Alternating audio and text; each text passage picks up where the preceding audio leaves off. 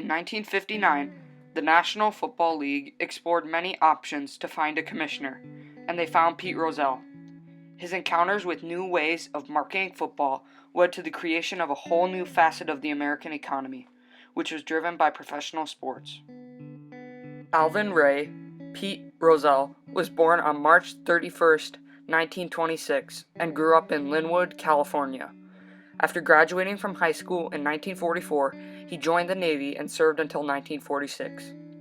Prior to becoming NFL commissioner in 1960, Rozelle made his name in football with the Los Angeles Rams by serving multiple major roles for them.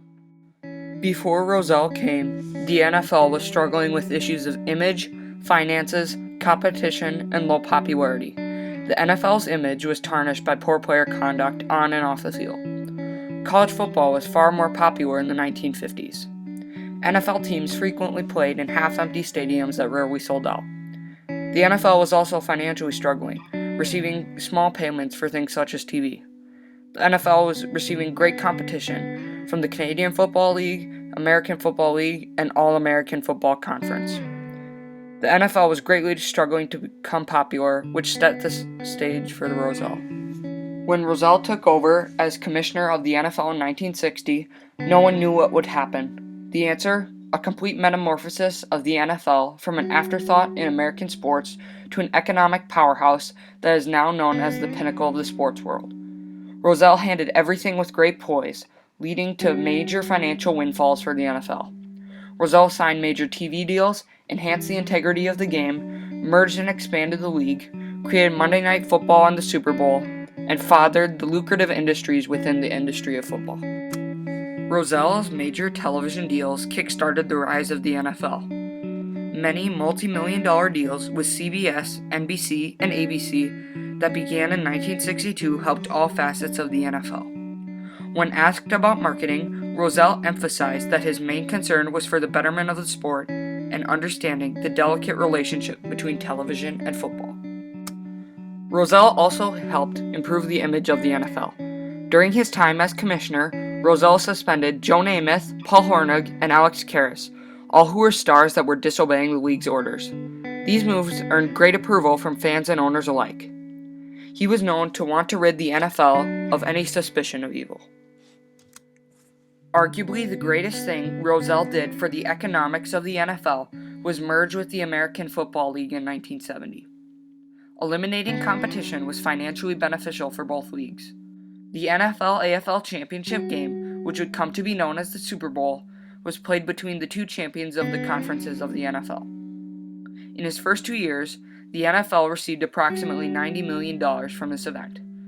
It has dominated TV single-event viewership and interest ratings since it began. Super Bowl 49 was the most watched broadcast in the history of television. The man behind all of this was Rozelle. When interviewed, Rozelle said he was extremely proud of what the Super Bowl had become. A final Rozelle invention, Monday Night Football, has paid dividends beyond imagination, receiving $1 billion annually from ESPN today. Two industries created by Rozelle have also enjoyed great financial success: NFL Films and NFL Properties. NFL Films was founded in 1964. This is used to dramatize games and make them memorable. This company today makes a revenue of about $50 million.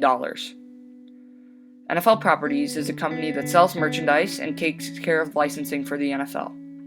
This was founded in 1963, selling hats, t-shirts, jackets, jerseys, and many other things bearing the logo of your favorite team. In 2010, this business alone made $8 billion. These two entities are another example of Rozelle's successful vision of the NFL as a business, rather than a game. Rozelle had an immediate impact on the NFL during his commissionership. These include the NFL's large economic growth, increased popularity, and the evolution of television entertainment. Although these ideas have been formally stated, the extent of the impact that Rozelle made were so significant that they need to be emphasized more meticulously. First, the NFL had a major change in their economic capabilities. Each NFL's team's TV rights multiplied by 1,600 in just 30 years. Also underscoring Rozelle's impact was the growth of the league from 12 teams valued at $1 million to 28 teams valued at $100 million, a 230-fold increase in just 30 years. The popularity of football jumped as it began to replace baseball as America's game. In 1960, Gallup conducted a poll revealing that 34% of Americans favored baseball, with only 21% of voters preferring football. Multiple factors changed this opinion in favor of football. These included football being a fall and winter sport, Monday Night Football's popularity, and a stadium-like experience on television. All of these factors led to football's overtaking of baseball in popularity. In 1972, 36% of Americans preferred football, to only 21% of people preferring baseball, a complete transformation in just 12 years. As its popularity grew, television became the number one way to watch any type of professional sports. Networks had football on every single major news broadcast system in America, while Rozelle was commissioner, and still do today. This led to more people using, buying, and manufacturing televisions, causing an economic boost in America. Today, television is by far the most common way to enjoy football. The TV contracts that Rozelle negotiated helped catapult the television industry into a great amount of success and helped make television a household appliance. The NFL's large economic success has strongly resonated throughout the world and made a positive impact on America. Rozelle's ideas have had long-term impact by making sports a huge entertainment business, improving cable and satellite television businesses, and creating millions of jobs. Football has become a major type of entertainment that makes an outlandish amount of money for America. Millions of dollars are spent weekly just on going to a game. But that's not all. Don't forget about airplane tickets or gas to get there, extra money for food, betting in online fantasy games, and paying for cable or satellite because your favorite team never plays on the local channel. The list goes on and on. It cannot be denied that the NFL has a positive effect on our nation's economy. The Super Bowl is the biggest annual sporting event in the history of the world. Millions, if not billions of dollars are spent to celebrate Super Sunday. The community that hosts the Super Bowl will bring in $500 million for this reason alone. Advertisements are huge in the Super Bowl. One 30-second ad costs about $4.5 million. The Super Bowl halftime show is the number one annual music event that draws viewers and creates much more income. Another unexpected benefit is the NFL's impact on cable and satellite television.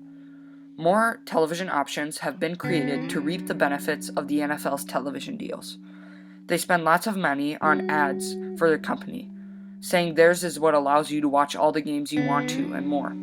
For example, DirecTV, which is known for its NFL Sunday Ticket, spent $1 billion on television rights in 1 year. The economy benefits from all of this income. More channels means more people watching, which leads to more people spending on TVs, advertising on TVs, making TVs better, and many other things that benefit the economy furthermore. The final but most important effect that the NFL has made is the creation of jobs. NFL Network, which is valued at about $5 billion, creates many jobs. Athletes such as Deion Sanders and Michael Irvin have found work after football, not to mention all the behind-the-scene workers that make this all happen. New positions, such as fantasy football and draft analysts, have been created. The billion-dollar fantasy sport industry needs people to run it, maintain it, and advertise for it. This is just scratching the surface. Millions of jobs are affected by the NFL's reach. Construction workers are needed to build stadiums and parking lots for games. Restaurants will be needed for use before and after these games. Hotels will be needed for traveling fans. Cars and planes are needed for transportation usages.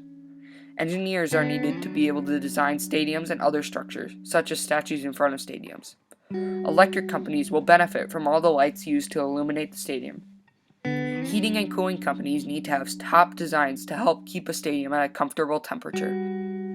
To put this in a nutshell, the NFL has benefited many industries in the economy and changed millions of lives for good because of Pete Rozelle.